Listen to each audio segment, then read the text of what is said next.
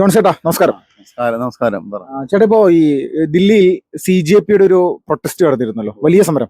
അപ്പൊ ഈ സമരവുമായി ബന്ധപ്പെട്ടുകൊണ്ട് BJP മന്ത്രിയായിട്ടുള്ള ധർമ്മേന്ദ്ര പ്രധാൻ രാജിവെക്കുന്ന അവസ്ഥ ഉണ്ടായിരുന്നു. പക്ഷെ ഈ രാജിവെച്ചതിന് ശേഷം വ്യാപകമായിട്ട് പറയുന്നത്, അല്ലെങ്കിൽ രാജ്യത്തെ ചില മുതിർന്ന മാധ്യമ പ്രവർത്തകരടക്കം പറയുന്നത്, BJP കൊണ്ട് പാറ്റകൾ പോവുകയുള്ളൂ, അല്ലെങ്കിൽ BJP തകർന്നടിയാൻ പോകുന്നു, അതിൻ്റെ ഒരു ഏറ്റവും വലിയ സൂചനയാണ് ഇതെന്നുള്ള രീതിയിലാണ് പറയുന്നത്. എത്രത്തോളം ഇതിനെ ഒരു ശരിയായിട്ട് നമുക്ക് കാണാൻ സാധിക്കും? ശരിയായിട്ട് കാണാൻ സാധിക്കുമോ, തെറ്റായിട്ട് കാണാൻ സാധിക്കുമോ? ഇതില് നമ്മള് ഈ വിഷയത്തിൽ ഈ സംഭവത്തില് പതിവില്ലാത്ത വിധം ഒരു ഇന്ത്യയിലെ എല്ലാ വിഭാഗം ജനങ്ങളുടെ ഇടയിൽ ശ്രദ്ധ വന്നിട്ടുണ്ട്. പിന്നെ BJP ഒരിക്കലും തകർക്കാൻ പറ്റാത്തൊരു പ്രസ്ഥാനമാണെന്നൊരു ധാരണയാണ് നിലവിൽ പൊതുജനങ്ങളുടെ ഇടയിൽ ഉള്ളത്. അതിൻ്റെ ഇടയിൽ ഇങ്ങനൊരു സമരം വിജയിച്ചു എന്നൊരു ധാരണ വന്നപ്പോൾ ഇതോടുകൂടി BJPയുടെ അടിത്തറ ഇളകിയെന്ന് സോഷ്യൽ മീഡിയയിൽ അതോടൊപ്പം പല മാധ്യമങ്ങളും വരുന്നുണ്ട്. പക്ഷെ യാഥാർത്ഥ്യം എന്ന് പറഞ്ഞു കഴിഞ്ഞാൽ നമ്മളൊരു മനസ്സിലാക്കേണ്ട കാര്യമാണ്, നമ്മൾ ഈ സംഘപരിവാറിൻ്റെ ശക്തി. കാരണം നമ്മൾ പല സ്റ്റേറ്റിലും നോക്കി കഴിഞ്ഞാൽ, നമ്മളിപ്പോൾ മഹാരാഷ്ട്ര, UP, രാജസ്ഥാന്, മധ്യപ്രദേശ്, ഗുജറാത്ത്, ഹിമാചൽ, ഛത്തീസ്ഗഡ്, ബീഹാർ, ഒഡീസ, ഇങ്ങനെയുള്ള സ്റ്റേറ്റുകൾ തന്നെ നമ്മൾ എടുത്തു നോക്കിയാൽ ഏകദേശം ഒരു 350 സീറ്റിൽ എങ്ങനെ പോയാലും BJPക്ക് ശക്തമായ സംഘടന ശക്തിയും ഏതൊക്കെ പാർട്ടികൾ എങ്ങനെയൊക്കെ ഒരുമിച്ച് നിന്നാലും അവരെ തോൽപ്പിക്കാൻ പറ്റാത്ത രീതിയിലുള്ള ഒരു സ്ട്രെങ്ത് ഉള്ള സ്ഥലങ്ങളാണ്. ബംഗാളും കൂടി. അതെ, അല്ല ബംഗാൾ എന്ന് പറഞ്ഞാൽ നമ്മൾ 50 വെച്ച് കഴിഞ്ഞാൽ ഇതേപോലത്തെ ഒരു സ്ട്രെങ്ത് അല്ലാന്ന്. അപ്പം അതുകൊണ്ട് അങ്ങനെയുള്ള അവസ്ഥകളുണ്ട്. മിനിമം ആ ഒരു പൊസിഷൻ വെച്ചിട്ട് എങ്ങനെയൊക്കെ ആരൊക്കെ പാർട്ടികൾ ഏതൊക്കെ തരത്തിൽ എന്തൊക്കെ വന്നാലും ഒരു 350ഓളം സീറ്റിൽ എങ്ങനെ വന്നാലും ഏറ്റവും കുറഞ്ഞത് ഒരു 180 സീറ്റ് കിട്ടാവുന്നൊരു പൊസിഷൻ ആ പറഞ്ഞ സ്ഥലങ്ങളിൽ തന്നെ ഉണ്ടെന്ന് BJP. അത് നമ്മൾ സഖ്യകക്ഷികളെയൊന്നും കൂട്ടാത്ത അവസ്ഥയെന്ന് പറയുന്നത്. അതുകൊണ്ട് ഈ പ്രതിപക്ഷ പാർട്ടികളാണെങ്കിൽ മുഴുവനാണെങ്കിൽ ഭിന്നിച്ച് നിൽക്കുന്ന ആളാണ്. കാരണം ഒരു പാർട്ടിയും പരസ്പരം അങ്ങോട്ടും ഇങ്ങോട്ടും അംഗീകരിക്കുന്നില്ല. ആപ്പിന് ഒരു വഴി, കോൺഗ്രസിന് ഒരു വഴി, ഇടതുപക്ഷത്തിന് മറ്റൊരു വഴി. ഇപ്പോൾ DMKയുടെ വിഷയമായിട്ട് ബന്ധപ്പെട്ട് തമിഴ്നാട്ടിൽ തന്നെ മറ്റു വിഷയങ്ങൾ, പിന്നെ മമതയുടെ വഴി വേറെ. അപ്പം പല നിലയ്ക്കും പ്രതിപക്ഷങ്ങളുടെ ഇടയിൽ ഒരു ഐക്യം ഉള്ള സാഹചര്യം നിലവിലില്ലെന്ന്. അത്തരം അവസ്ഥയിൽ എന്താ പറയുക, BJPനെ തോൽപ്പിക്കാം എന്നുള്ള അവസ്ഥയിലേക്ക് ഇവരെല്ലാവരും കൂടി ഒറ്റക്കെട്ടായിട്ട് മുന്നോട്ട് വരികയാണെങ്കിൽ തന്നെ ഒരിക്കലും കടപൊഴുകി പോവുക എന്നുള്ളൊരു സാഹചര്യം നമ്മൾ കാണുന്നില്ലയെന്ന്. എങ്ങനെയൊക്കെ ചവിട്ടി പഠിച്ചു പോയാലും ഏറ്റവും വലിയ ഒറ്റക്കക്ഷി BJP ആയിട്ട് മാറും. എങ്ങനെ കുറഞ്ഞു വന്നാലും 180 സീറ്റിന് താഴെ പോകാനുള്ള ചാൻസ് ഇല്ല. ആ അവസ്ഥയിൽ ഭരിക്കുന്ന ഇന്ത്യയിലെ സർവ്വ മേഖലയിലും നിറഞ്ഞു നിൽക്കുന്ന ഒരു പ്രസ്ഥാനമായതുകൊണ്ട്, എല്ലാ മേഖലയിലും പിടിമുറിക്കുന്ന പ്രസ്ഥാനമായതുകൊണ്ട് BJPയെ മാറ്റി നിർത്താന്ന് പറഞ്ഞാൽ വളരെ ബുദ്ധിമുട്ടുള്ള കാര്യമാണ്. കാരണം അത് BJP അങ്ങനെ ഒലിച്ചു പോകുന്നുള്ള രീതിയിൽ കാര്യങ്ങൾ മാധ്യമങ്ങൾ അല്ലെങ്കിൽ ഓൺലൈൻ മാധ്യമങ്ങൾ വരുന്നത് നമുക്ക് അത്രയ്ക്ക് വിശ്വസിയോഗ്യമല്ല. പിന്നെ നമ്മളൊരു കാര്യം നമ്മൾ എടുത്തു പറയുന്നു, കഴിഞ്ഞ ലോക്സഭാ തെരഞ്ഞെടുപ്പിൽ നമ്മൾ കാണേണ്ട കാര്യം, JDU ആയിട്ട് BJP ബന്ധം വെച്ചു, അതുപോലെ നായിഡു ആയിട്ട് ബന്ധം വെച്ചു. കാരണം ഒരു സാധ്യതയില്ലാത്ത പന്തുകളാണ് കയറി നരേന്ദ്രമോദി ഗോളടിച്ചെന്ന്. അത്തരം ഒരു പ്രധാനമന്ത്രി ആയതുകൊണ്ട് ആളൊരു സ്റ്റെപ്പ് അടിയിൽ വെച്ചെങ്കിലും ഒരുപക്ഷെ 2 സ്റ്റെപ്പ് മുന്നിലേക്ക് കയറാന്ന്. പല ഇന്ത്യ സഖ്യത്തിലുള്ള പല കക്ഷികളെയും ഇപ്പുറത്തേക്ക് കക്ഷികളെ ഇങ്ങോട്ട് വലിച്ചെടുക്കാനുള്ള സാധ്യതകളും തള്ളിക്കളയാൻ പറ്റില്ല. തെരഞ്ഞെടുപ്പ് സമയത്ത് കോൺഗ്രസിന്റെ നേതൃത്വം അംഗീകരിക്കാൻ തയ്യാറില്ലാത്ത പല പാർട്ടികളും പല പ്രതിപക്ഷ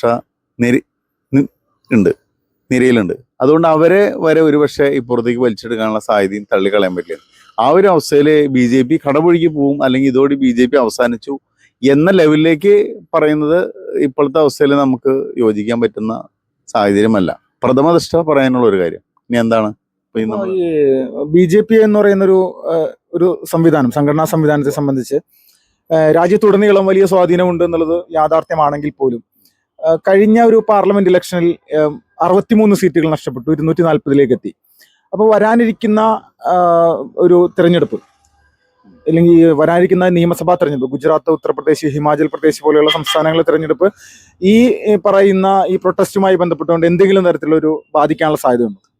അല്ല, നമ്മൾ നേരത്തെ നമ്മൾ നമ്മൾ ഈ പറഞ്ഞ സ്റ്റേറ്റുകളൊക്കെ നിലവെച്ചാണ് നമ്മൾ പറഞ്ഞത്.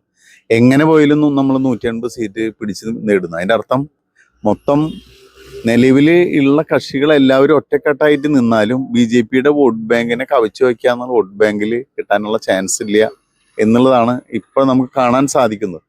പിന്നെ ഈ ആഗോളമായ വിഷയങ്ങൾ, പ്രാദേശികമായ വിഷയങ്ങൾ, അതോടൊപ്പം തന്നെ പാകിസ്ഥാൻ വിഷയം, ബംഗ്ലാദേശ് വിഷയം, ചൈന വിഷയം, മറ്റേ ഇറാൻ വിഷയം, ഹമാസ് വിഷയം, ഇസ്രായേൽ വിഷയം, ഇങ്ങനെ പല തരത്തിൽ പ്രാദേശികമല്ലാത്ത വിഷയങ്ങളും ഒക്കെ ഉണ്ടെന്ന്. പിന്നെ ദേശീയ ബോധം, ദേശീയ രാഷ്ട്രീയം ആയിട്ട് ബന്ധപ്പെടുന്ന വിഷയങ്ങൾ, ഇത്ര വിഷയങ്ങളൊക്കെ വരുമ്പോൾ പല കക്ഷികളിലെയും നയങ്ങളും പല വ്യത്യസ്ത അഭിപ്രായങ്ങളാണ് വരുന്നതെന്ന്. ആ ഒരു അവസ്ഥ വരുമ്പോൾ അതെല്ലാം ബി ജെ പിക്ക് എന്ന് വെച്ച് കഴിഞ്ഞാൽ ഒരു ചെറിയ തോതിൽ അഡ്വാൻറ്റേജ് ഉള്ള രീതിയിലാണ് കാര്യങ്ങൾ മാറുക. ഇനി ബി ജെ പിക്ക് ഭീഷണിയായിട്ട് വരാനുള്ള സാധ്യത നമ്മൾ കാണുന്നത് വെച്ച് കഴിഞ്ഞാൽ, ബി ജെ പിയുടെ പ്രധാനമന്ത്രി അല്ലെങ്കിൽ ബി ജെ പിയുടെ നേതാക്കൾ, അവർക്ക് എന്തെങ്കിലും വിഡ്ഢിത്തരം പറ്റുക, അബദ്ധങ്ങൾ പറ്റുക, ഏതെങ്കിലും അമിതമായ ആത്മവിശ്വാസം കൊണ്ട് എന്തെങ്കിലും വിഡ്ഢിത്തരം, അത്തരം എന്തെങ്കിലും വിഡ്ഢിത്തരം കൊണ്ട്, എന്തെങ്കിലും ഫോൾട്ടുകൾ കൊണ്ട് മാത്രമാണ് ബി ജെ പി അധികാരത്തിൽ നിന്ന് പുറത്തു പോകാനുള്ള സാധ്യതയുള്ളൂ. പക്ഷെ പ്രതിപക്ഷത്തിന് അല്ലെങ്കിൽ പാർട്ടിക്ക് അല്ലെങ്കിൽ മറ്റു പാർട്ടിക്ക് ബി ജെ പിനെ കടപുഴക്കി കൊണ്ടുപോകാനുള്ള സാധ്യത കുറവാണ്. പക്ഷെ ബി ജെ പിയുടെ ഉള്ളിൽ എന്തെങ്കിലും ആഭ്യന്തര പ്രശ്നങ്ങൾ അല്ലെങ്കിൽ വിഷയങ്ങൾ, ഇപ്പോൾ ആർ എസ് എസിൻ്റെ ശക്തിയും ബി ജെ പിയുമായി ബന്ധപ്പെടുന്ന മേഖലയിലുള്ള തർക്കങ്ങൾ, വിഷയങ്ങൾ, ഏതെങ്കിലും മറ്റു പല ആഭ്യന്തര വിഷയങ്ങൾ ബി ജെ പിയിൽ ഉടലെടുത്തെങ്കിൽ അവരുടെ എന്തെങ്കിലും പ്രശ്നങ്ങൾ കൊണ്ട് മാത്രമാണ് ഈ ബി ജെ പിയുടെ ഭരണത്തിന് കോട്ടം സംഭവിക്കാൻ ചാൻസ് ഉള്ളത്. അതിന് ഏറ്റവും ഉദാഹരണമായിട്ട് നമ്മൾ കേരളത്തിലെ തന്നെ നമ്മൾ നോക്കിയറിയാം. കാരണം കഴിഞ്ഞ നിയമസഭാ തെരഞ്ഞെടുപ്പിൽ ബി ജെ പി വൻ കുതിച്ചാട്ടം നടത്തേണ്ട ഒരു സാധ്യത നിലവിലുണ്ടായിരുന്നു. പക്ഷെ 3 സീറ്റ് കിട്ടിയെങ്കിലും നമ്മൾ സ്റ്റേറ്റ് വെച്ച് നോക്കുമ്പോൾ നമ്മൾ പല ജില്ലകളിൽ, ഇപ്പോൾ നമ്മുടെ തൃശ്ശൂർ ജില്ല അടക്കം നോക്കി കഴിഞ്ഞാൽ പാർട്ടിയുടെ പലതരത്തിലുള്ള പ്രശ്നങ്ങൾ കൊണ്ടാണ് എന്ന് നമുക്ക് തോന്നിപ്പോകുന്ന രീതിയിൽ ഉദ്ദേശിച്ച പോലെ സീറ്റ് കിട്ടാനോ വോട്ട് കിട്ടാനോ സാധിച്ചിട്ടില്ല എന്ന് പറഞ്ഞ പോലെ ഒരു സ്ഥിതി കേന്ദ്രത്തിൽ ഏതെങ്കിലും തരത്തിൽ സംജാതമാവുകയാണെങ്കിൽ അതുകൊണ്ടാണ് ബി ജെ പിക്ക് എന്തെങ്കിലും ദോഷം ഉണ്ടാവാനുള്ള ചാൻസ് ഉള്ളൂ എന്നാണ് നമ്മുടെ അഭിപ്രായം. അല്ലാണ്ട് പ്രതിപക്ഷത്തിന് ബി ജെ പിനെ തോൽപ്പിക്കാനുള്ള സ്ട്രെങ്ത് ഇതുവരെയും ആയിട്ടില്ല എന്നാണ് നമുക്ക് മനസ്സിലാക്കുന്നത്. ഇപ്പോൾ ഈ വരാനിരിക്കുന്ന തെരഞ്ഞെടുപ്പിൽ ബി ജെ പി ഒരു തരത്തിലും ഈ വിധ വിഷയങ്ങൾ ബാധിക്കില്ല എന്ന് ഉറപ്പിച്ച് പറയാനായിട്ട് സാധിക്കുമോ? അല്ല, നമ്മൾ നിലവിലുള്ള അവസ്ഥയിൽ നമ്മൾ ഓരോ സ്റ്റേറ്റ് വൈസ് വെച്ച് നോക്കി കഴിഞ്ഞാൽ പ്രതിപക്ഷ പാർട്ടികൾക്ക് സംഘടനാപരമായിട്ട് നിലനിൽക്കാനുള്ള ശക്തി ഇല്ല എന്നുള്ളത് സത്യമാണ്. പിന്നെ ഒരു ആൾക്കൂട്ട ഒരു തരംഗം സാധ്യതയാണ് നിലവിലുള്ളത്.